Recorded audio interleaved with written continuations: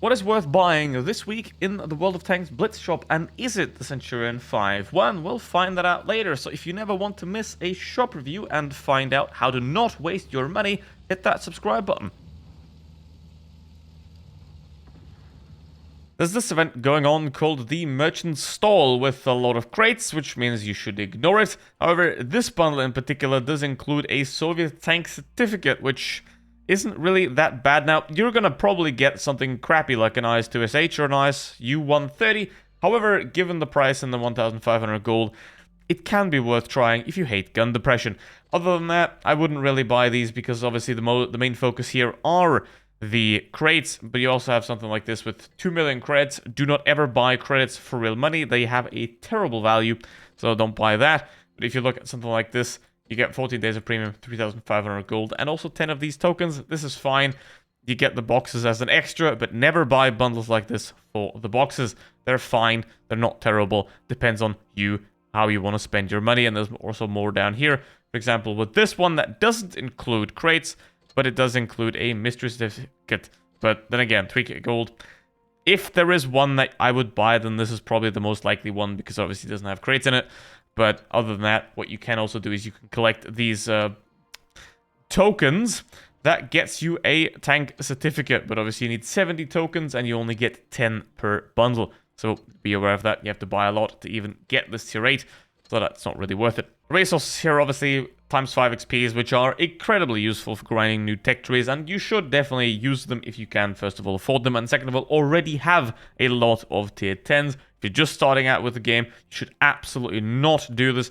Grinding to your first tier 10 quickly is one of the biggest mistakes you can commit in World Tanks Blitz. Take your time getting to tier 10. The goal of the game is not to get tier 10, but that is to have fun. So have fun playing the game. Rushing to tier 10 will only put you in a matchmaking that you cannot compete in. So always take your time, especially with your first 2-3 tier 10s. But then we have the resources here that are basically pure gold. We have regular gold and also gold boosters in here. Now, if we compare the price of this, 8,500 and the 200 boosters with the price here, we get 17,000 if you still have the double bundle available. So if you have the double bundle available still, then you're getting a better deal here.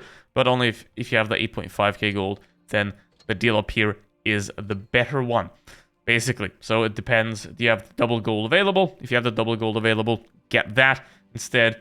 And then you can, for example, not waste your money on something like this. I mean, you get customization containers, which are worthless.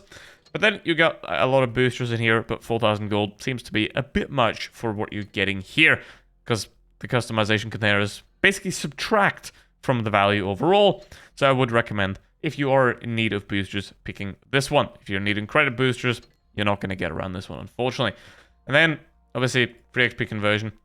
This is what you need when you bought a vehicle that has locked times 5 XP boosters, which is why you shouldn't do that. There isn't a lot going on in the tank section, but at least we have something good with this bundle of the Löwe and the Centurion 5-1 for 10,000 gold, and the bundle also includes 30 unlocked times 5 XPs, which basically allows you to grind through an entire tech tree in a couple of hours. Now, the Löwe is a great vehicle for grinding credits, as it has, together with the Super Pershing, one of the highest credit coefficients in the game. However, the vehicle overall is average at best, so you have to know if that is what you're going for. If you want a lot of credits and you know how to play this kind of slow super heavy, it is a great choice to pick up. Other than that, it's very accurate. It can do its job. It can also work for a beginner, even though there are better options for a beginner, but it can even work there. And then we have the Centurion 5-1, which is nothing for a beginner at all, because it has 190 alpha damage, which makes it very difficult to play because you have to peek a lot, and the more often you have to peek, the more often you can be shot. So this is very a advanced player's vehicle, but it has at least great penetration, has 10 degrees of gun depression, has good mobility. This is one of the very few tier 8 medium premium tanks that are actually worth buying. So if you are a sort of, I wouldn't say really beginner, but if you're a intermediate to advanced player, let's say you have over 3,000 battles and 50% win rate, then this can be worth picking up and getting yourself to the next level, especially in earning credits.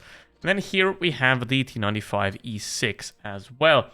Now, it is not in the shop for gold. It's only 36 euros right here. Obviously, would be nice if it be for gold, but that's what we get. Now, these times 5 XP are significantly worse than in the Löwe bundle because these are locked to the T95 E6, meaning that while you will get more free XP, if you actually want to use that XP, you have to spend gold to convert it from Elite XP to free XP, so locked boosters are very terrible. Now, the vehicle itself doesn't really scream, oh, you have to have it. It is a decent vehicle that knows what it is good for. Basically, it's a heavium that's more on the medium side than the heavy in terms of its mobility and also in terms of its absolutely lacking armor, especially the third armor with this massive cope hull on top, and the hull armor on this vehicle is extremely weak. So I would only recommend this to, again, advanced players right here.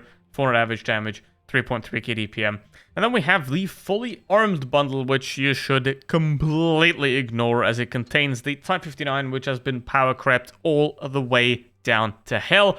And it includes the Su-122-44, which, while it still does have pretty high DPM, it's a tier 7 tank destroyer. Why would you buy that? Unless you want to torture yourself. Continuing on with the Untamed Frenchman. Now, while the AMX CDA on its own is a decent tank destroyer that can get around, it is not really amazing, and it is much weaker than the amazing WZ-121 GFT, which means get the 121 GFT instead of this cheap, terrible knockoff that doesn't do it quite as good. And the SM50T is somewhat like the Type 59, old and no longer relevant, because it is a massive vehicle with essentially no armor, a very decent gun, but overall a platform that you don't really want to play. There are better options out there. Like, for example, a Centurion 5-1 that doesn't quite have the alpha damage, but is all-round a much better package.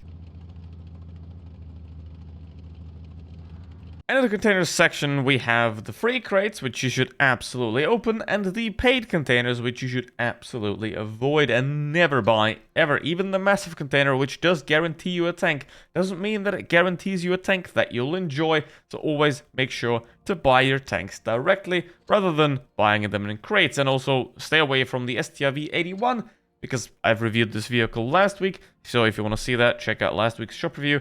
However, basically, to sum it up, it is a Centurion 5-1, but in worse.